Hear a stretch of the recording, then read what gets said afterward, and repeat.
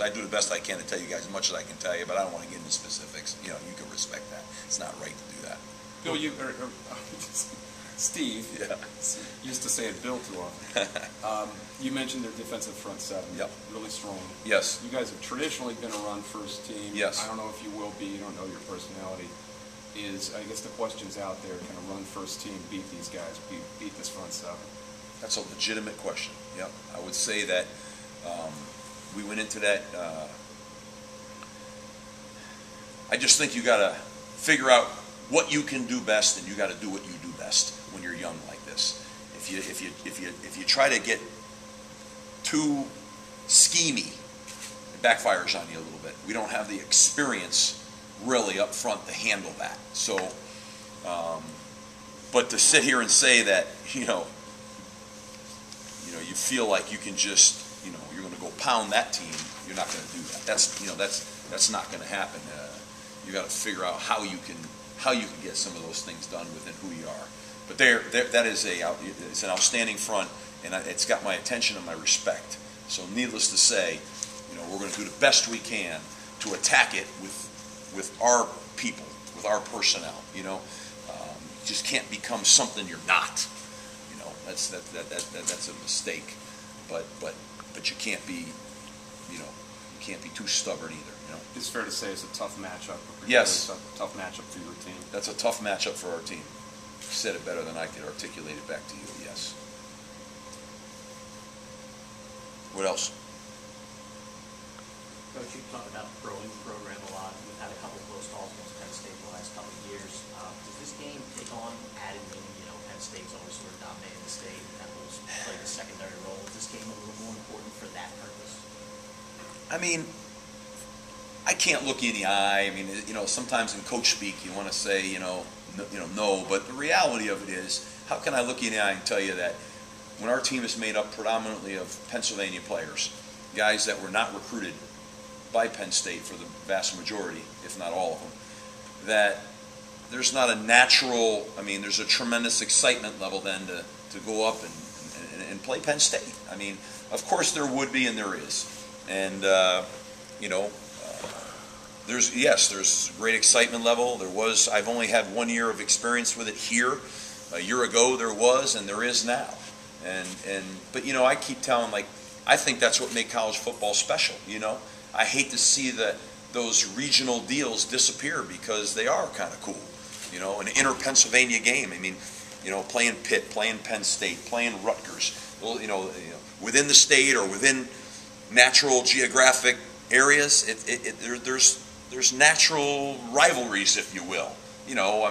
That might be an extreme to say that but to say that we're not excited to play Penn State as a Pennsylvania Division I BCS Pennsylvania football team, of course we are. Absolutely.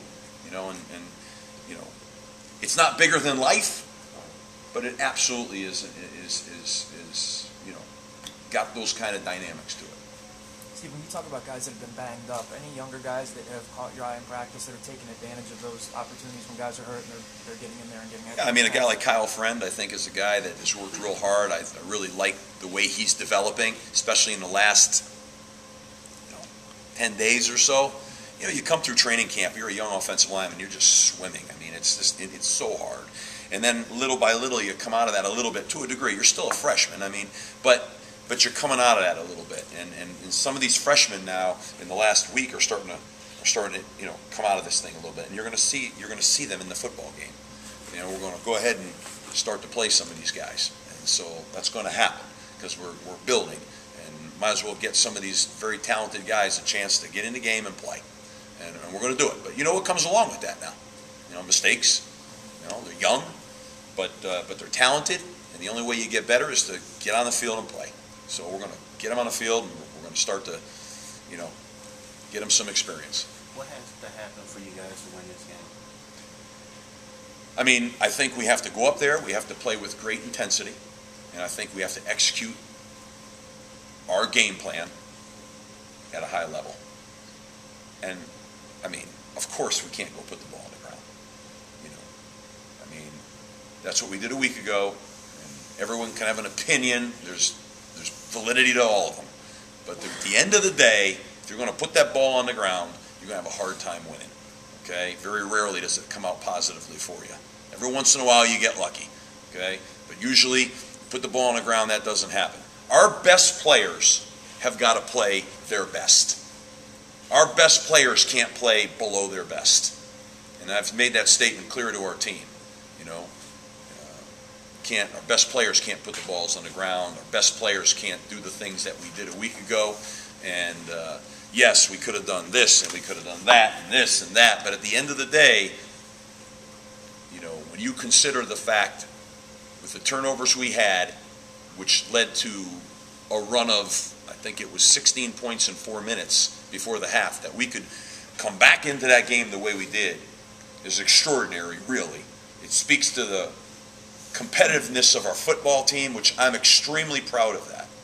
You know, because when you have a young team, that might be one of those qualities. Now, is that going to keep happening? You know, we're going to see if that's true, but it happened, and it was, and I thought was extremely positive. I know people had different takes on a lot of things, but at the end of the day, everything that went against you, you're still in the middle and not playing with maybe one of your best weapons, even in the game, and then you come back like that, shows you something. Now, where do you go from there? I mean, that's great. You know, first of all, you can't keep putting yourself in those positions, and secondly, you know, you've got to take care of what, you know, what caused that. How do we attack what caused some of those things, which are a little uncharacteristic? Okay, but nonetheless, we came back, we fought, we were in position, 7 minutes left. It's a 2-point football game. You know, I mean, there's a lot of positives there. Now let's turn those positives and grow. But can I look you in the eye and tell you that with a young football team and more young guys coming into this game, there's not going to be a few more roller coaster rides? Yeah, I mean, that'd be naive.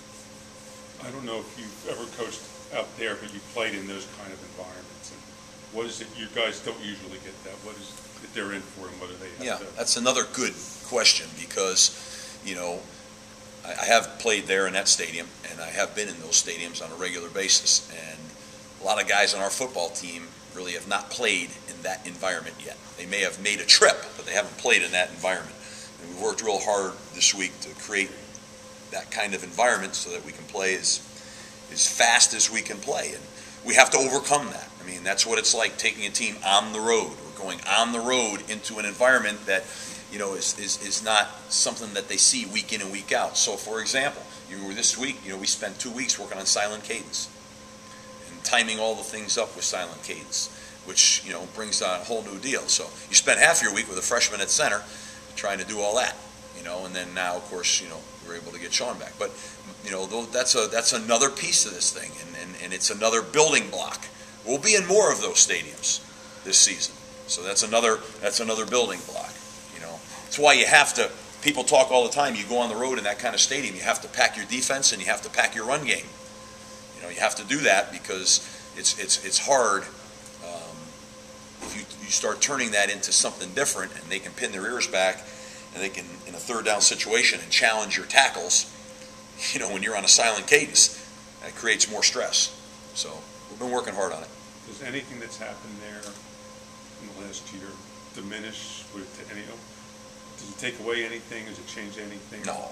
No? No. I mean, like I said, football players, I mean, you watch tape, you watch who you're going against, you evaluate the quality of your opponent, and the film doesn't lie. It never lies. And our guys, our coaches are focused on that. And I'm telling you, I'm so impressed with what Bill has done with that team, because I really believe that when I watch the tape and I press play, I see a team playing so hard. You don't always see that, but I'm watching it, and they are. They're playing so hard. Like, it's a real credit. And I wouldn't make that statement if I really it didn't jump at me that way. That team looks like a team that's really very motivated, you know, and that may be a byproduct of everything that's happened, but I give them credit. There's no one there, you know, feeling sorry for themselves. That's just a good football team that was going to be a good football team that's playing hard. It looks like they have some real good, I would say, some good leadership from their upperclassmen. You know, that's what I look at when I watch the tape. I like the energy on the field. And so I'm very impressed with them. And, you know, I'm surprised anybody wouldn't say any differently than that if